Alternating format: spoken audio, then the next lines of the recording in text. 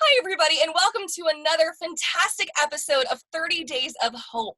I pray that you've been experiencing wonderful hope and giving hope as you've taken this crazy journey during this COVID pandemic. So thank you so much for being with us today. And tonight, I have a great new friend of mine, Eddie Luisi.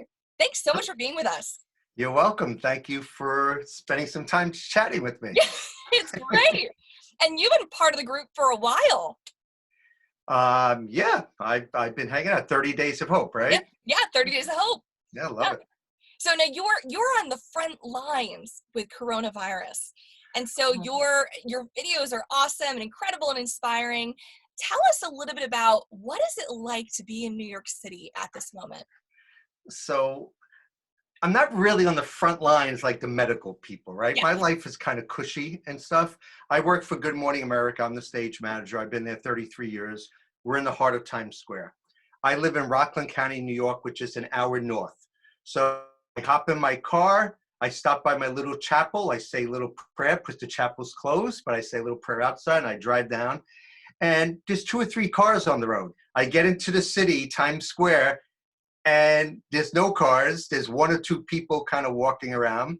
I park my car, say hi to the garage guy. I go into work, and we're all there. Everybody got masks on and stuff, and we're a skeleton crew. So we have less. Normal day we have 14 cameras. Now during the coronavirus, we're down to 4 cameras.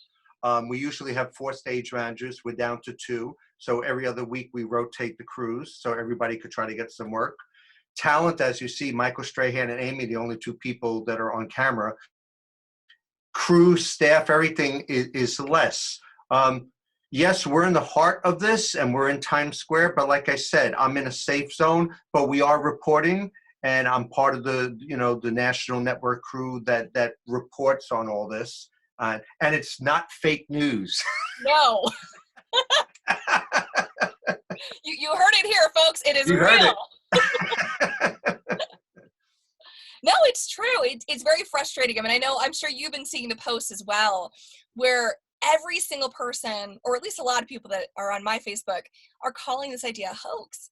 And to me, it's so demeaning and dismantling to the people that are on the front lines and the people like yourself that are working to project what really is going on in this world. Yeah, I don't want to get into politics, but how could it be a hoax when there's thousands of people dying? Yeah.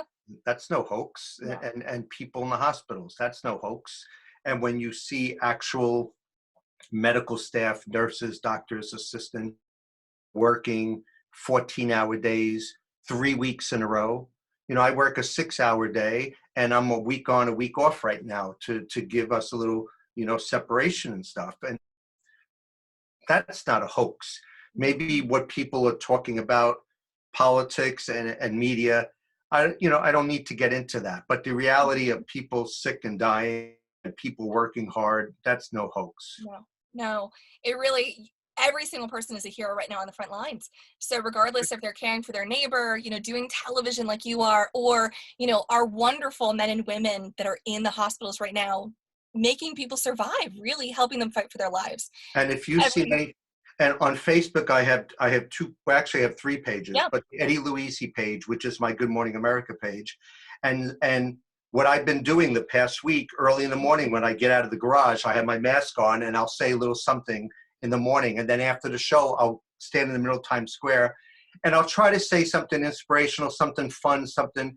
And a lot of people have been writing saying, we love this because it's not all this negative, it's not all this doom and gloom. You're trying to bring a little happiness and a little smile on our faces. And then we have a lot of nurses and doctors that will come by our window and they'll stop and they'll wave and take pictures. So I take pictures of them too. And I post it on the Good Morning America page, and Michael Strahan will wave and stuff. So it's almost like we're in this glass studio, that's so nice, and they're out in the real world. So, God bless them. I put my hand to my heart and, I thank them for what they're doing. Definitely. And I love the fact that you really are taking the time to be positive. I know for me, I mean, yes, I'm living in New Jersey, but my second home is New York. I mean, my business, my network, all my friends are in the city. And so just to see you out there kind of offering that little bit of positive hope makes me realize that this hasn't whipped us. You know, like it hasn't stopped life from going on. There Sure. still can be joy from this situation. That's right. Yes, I Yeah. agree. So just to kind of pivot a little bit into what you're doing, now you have this wonderful organization, this wonderful video series that you've been doing called Friends in the Spirit 111. So Here's the tell us, t-shirt. yeah, Bum, ba, bum, bum, ba. the branding right there. How did this get started? What was the compelling force that began this? Great question. I don't know exactly when it Yeah. started. So if there's any friends out there that know, please tell me the date. But I don't know, maybe 3, 4, 5 years ago, I would. I'm a very spiritual person, a religious person, and I get all these different readings and websites and different articles that come to me. So what I used to do, I say, I like all this stuff. I want to share it with my friends. So before I went on Facebook, I would email, and I would have a group of maybe 500 friends on email. And a lot of them in the TV business and in the music business, because that's what I do in ministry. And I would copy paste different reflection prayers, poems, links, whatever, and I would send it out Saturday morning, Friends in the Spirit. And so at a certain point, I said, I want to reach more people, and not just my friends, but people that I don't know. So I want to spread it out. So I said, let me go to Facebook. So I tried to start a Friends in the Spirit 111 on Facebook. No, Friends in the Spirit. At the time, didn't have the 3 numbers. It was Okay. just Friends in the Spirit. But some other group had that. So then I said, okay, I'm going to have to add something. So I added the 111. And it's kind of like just spiritual numbers. And I know a lot of people, they do that 1111. And I didn't want to get too spiritual. I didn't want like more the religious people to get freaky with 1111, all that. So I just did a 111. And one person said, when I see the 111, I think of the Trinity. I said, okay, but that's cool. Now we got a little religion in there. But it's just, when I'm around and I see different things, like God is always speaking to Yeah. me in ways, and you just have to have your eyes, your ears, your heart open. So sometimes even numbers on the clock or you're driving somewhere, you see a license plate, it touches you. So I started doing videos, right, on Facebook, but I was doing Good Morning America videos, and I would have my camera and I would shoot videos, and I would notice that a lot of people liked it and stuff, and I would get several hundred people. When I did the Friends in the Spirit, I just copy pasted like my emails. I'd get 1 or 2 or 3 people saying, ooh, it's kind of boring. So I said, let me take the camera out. Let me do a little Friends in the Spirit stuff. So I started doing that, and then I started getting hundreds of people. So now what I do on a regular basis, every Saturday morning, I do a weekly weekend message. I record here in my house around 5, 6 o'clock in the morning, Okay. and then I send it out.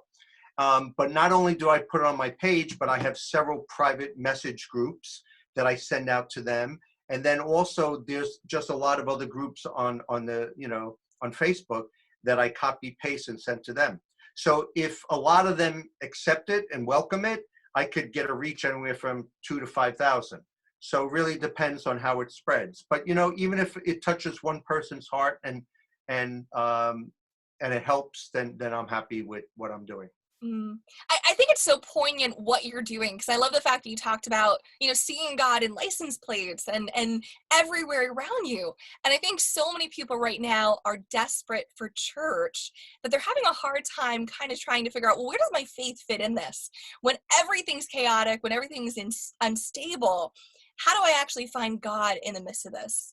What are some ways that you found God when the church doors have been closed right now?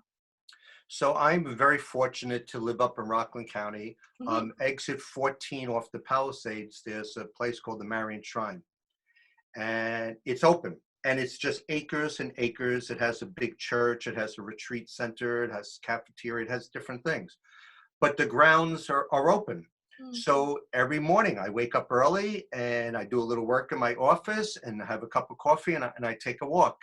And you could walk around the grounds, around the holy sites and their statues and stuff, or you could go in the woods and it has like a wooded area.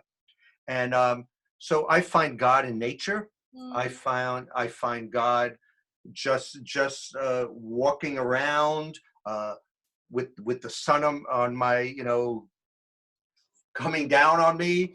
I love walking in the forest. And also then they have a church there that is open 7 days a week, 12 hours a day from 8 a.m. to 8 p.m. Wow. And there's only a handful of people that go inside there. Yeah.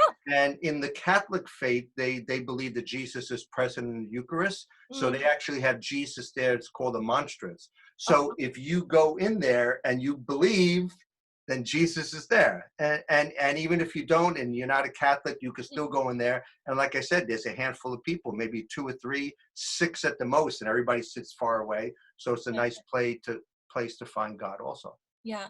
And I like that idea of where it's almost like that idea of Jesus being present. And wherever we are, it sounds like a beautiful picture every single day, just walking around and just being in that community. But just that idea of God being present with us, no matter if we're in a hospital right now or stuck at home or, walking around that beautiful area, the idea of God's presence. So that's a Yeah. beautiful picture right now. What is it like, and how can we support people best right now? I think a lot of us are trying to care for others and do good, but we have no idea where to start. So what are some practical ways that we can really kind of pull up our bootstraps and get to work? I think the easiest way, especially if you're sheltered and safe at home and stuff, pray for people. Yeah. And if you're not a prayerful person, then send good thoughts, good wishes. Mhm. With Friends in the Spirit 111, it's not one religion, it's not one faith. We're just open to all. So I'll say, if you're not a prayerful person, then send a good thought. So that's a wonderful way of doing it. On the phones and on Facebook, on instant message and Instagram and texting, you could always reach out to people. You could call people. You could tell them your thoughts and your prayers.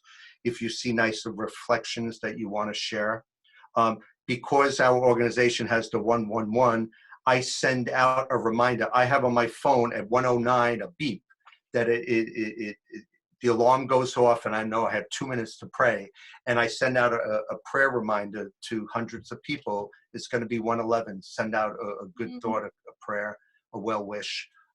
So those are things to be connected with people even while you're distant. Yeah.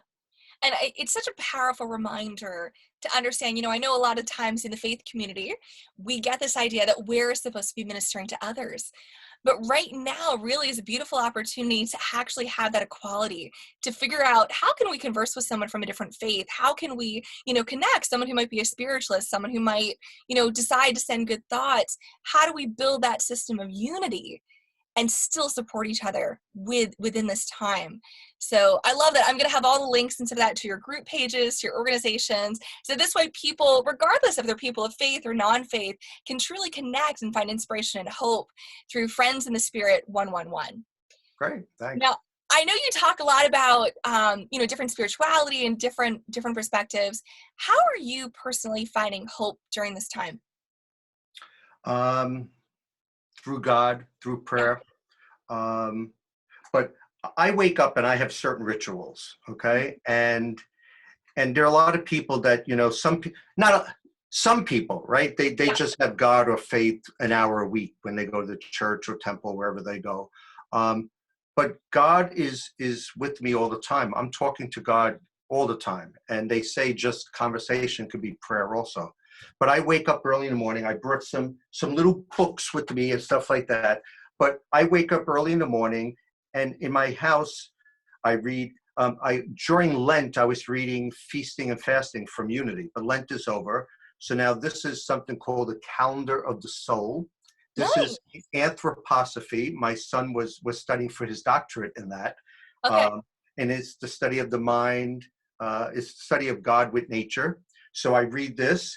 I read Science of the Mind.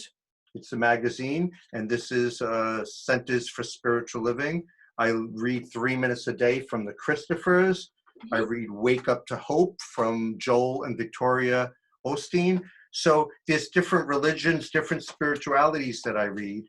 And Mm. then I come downstairs and I have a little prayer ritual where I pray at a cross, and I pray for my family. I pray for the neighborhood. Mhm. Um, And then, like I said, I either go to the Marian Shrine, I go outside the chapel and I have prayers, and then I listen to certain podcasts that are spiritual. When I do go to work, on my work computer, I go to dailyword.com, which is part of Unity, and they have a daily reflection, which is absolutely fabulous. And a lot of these things, when I give my talks, my weekly messages, I take from all these different places, and then I find a theme. Like last week was hope, and then I'll just kind of like cut and paste, but Yeah. I'll grab different things together, and I'll do that. But I found something that I wanted to read. Is that cool if I read a little something? Sure, I'd love it. Yeah, So this is, I loved the video with like the full moon prayer. I'm like, oh, I've got to jot this down and put it on a wall. I can send it to you if you don't have it. I'd love it. So this is from Neil Donald Walsh. On this day of your life, I believe God wants you to know that if you do not expect the unexpected, you will not find it. For it is not to be reached by search or trial. Heraclius said that, and he was right. Life is delighted to bring you the unexpected. Are you delighted to receive it? Indeed, belief in the coming of the unexpected is the genesis of hope. How can you hope for anything breathtaking or exciting if you can only hope for the already expected? Therefore, you must always think that anything can happen. Form your ideas and your dreams within that framework. Remember, God specializes in the unexpected.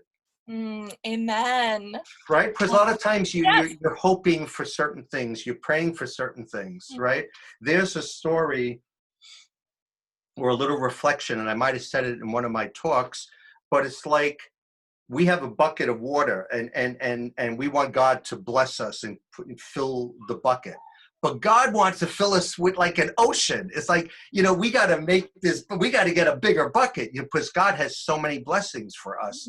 And a lot of times we just have this little view, this little container that we want to put God's blessings in. Yeah. And there was another story that somebody died and went up to heaven and they see this big warehouse and they want to go. Do you know the story?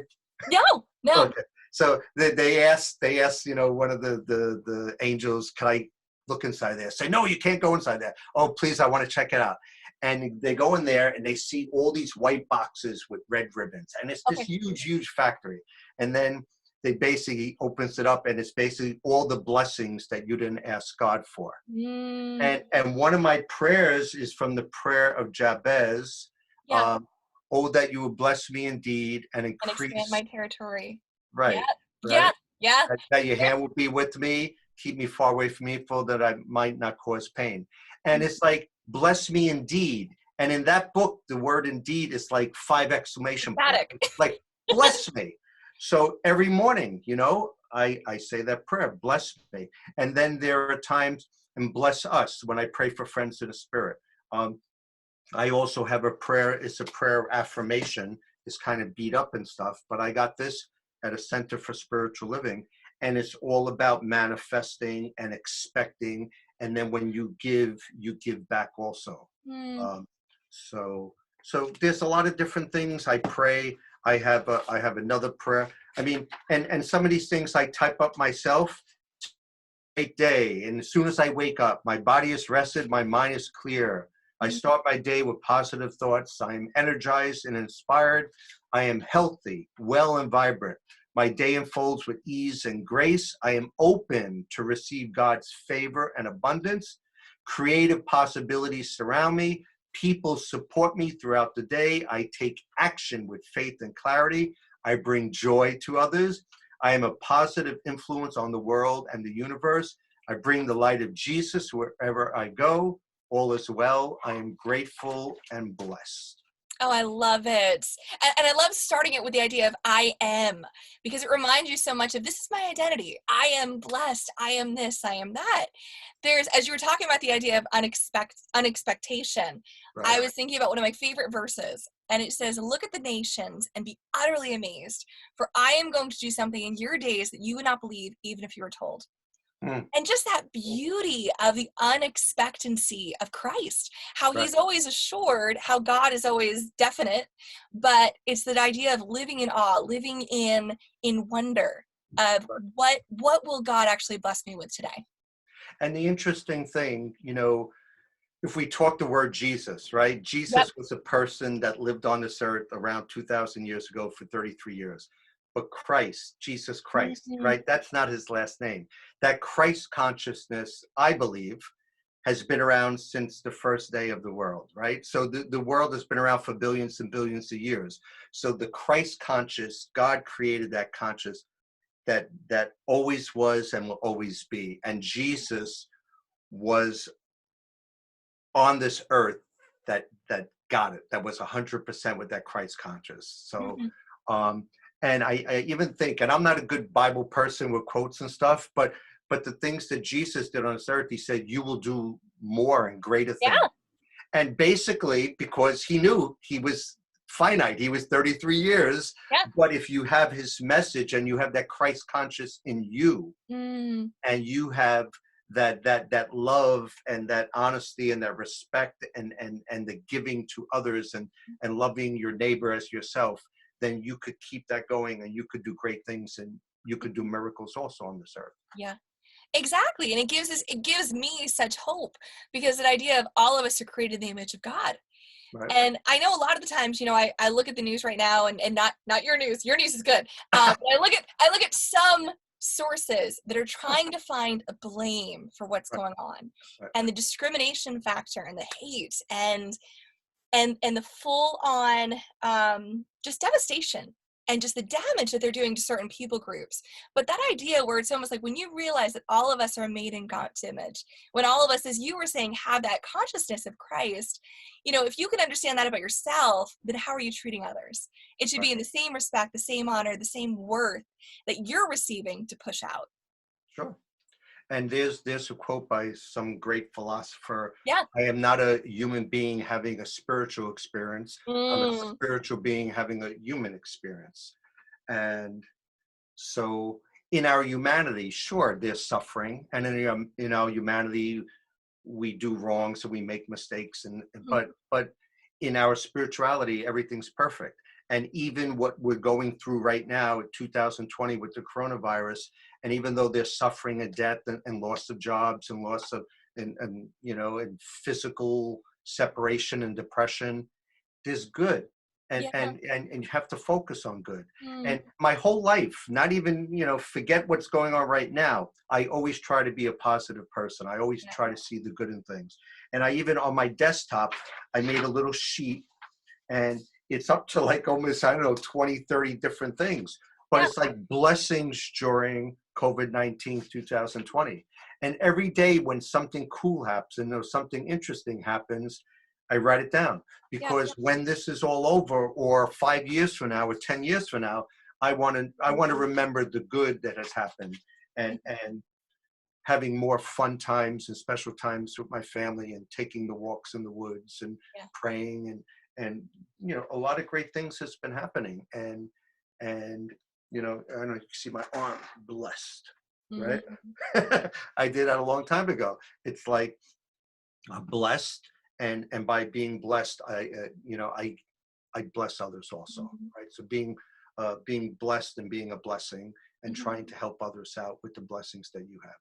And Yeah. I tell people when I give my talks and I'm on Facebook, I'm not perfect, and I'm married, and I have a wife, and we have our arguments, and I have kids, and I get upset sometimes, and I'm a church musician, and I do these things. I'm not perfect, but I Mhm. don't claim to be perfect. I don't claim to say that this is the way, this is the truth, and listen to me. And if you're not listening to me, you're gonna. I just say these are things that I've come across, and they mean something to me. I'm going to share. And when I share, if the whole message is great and you enjoy the whole 20, 30 minutes, awesome. If only a minute or two you enjoyed and you got something, great. If there was only one sentence or word, great. Mhm. Take that and stick with that. So Yeah, it was worth it. It was. I think for such a long time, growing up in a Christian household, and as I've gotten older, I've realized I've transitioned from the idea that faith is not a destination; it's a journey. yes. And you give yourself so much more grace and so much more self-acceptance. I think when you have that idea of, I'm on a journey, my prayer life in a sense looks more like my fists in the air and me cursing at God, more times than not, than that somberness.